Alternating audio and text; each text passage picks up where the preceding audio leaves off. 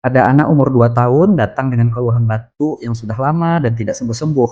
Sebelumnya anak ini sudah sempat berobat di tempat lain juga. Kemudian datang ke sini, kita lakukan nih pemeriksaan, diberikan pengobatan sesuai kondisi, dan tentunya kita juga observasi perkembangan dari pengobatan tadi.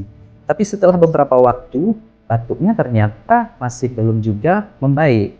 Nah, kalau sudah seperti ini, saya biasanya mulai berpikir nih, sebenarnya apa yang membuat batuk anak ini terus menetap? Apakah ada alergi?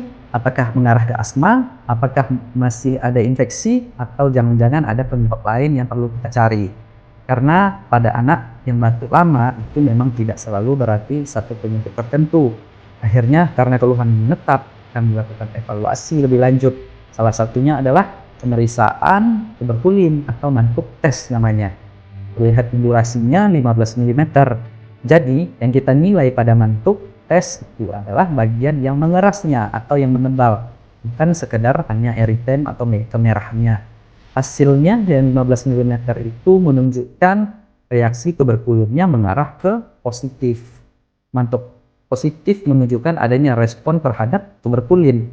Tapi untuk menentukan apakah anak mengalami TB aktif, kita tetap harus melihat kondisinya secara keseluruhan.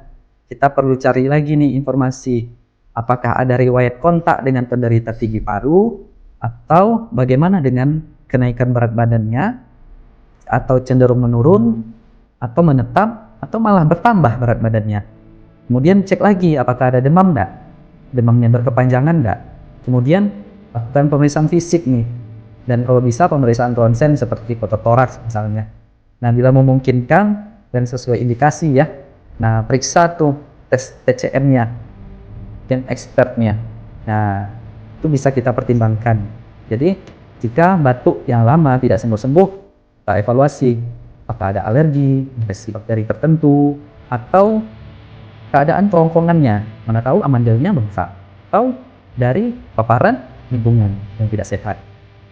Jadi hasil mantuk tes ini bagi saya adalah petunjuk nih, bukan diagnosis akhir. Kalau dari keseluruhan evaluasi ternyata mengarah ke TB, barulah kita menentukan langkah penanganannya sesuai kondisi anak. Tapi kalau ternyata tidak mendukung TB, kita tetap harus mencari kembali nih penyebab lain dari batuknya.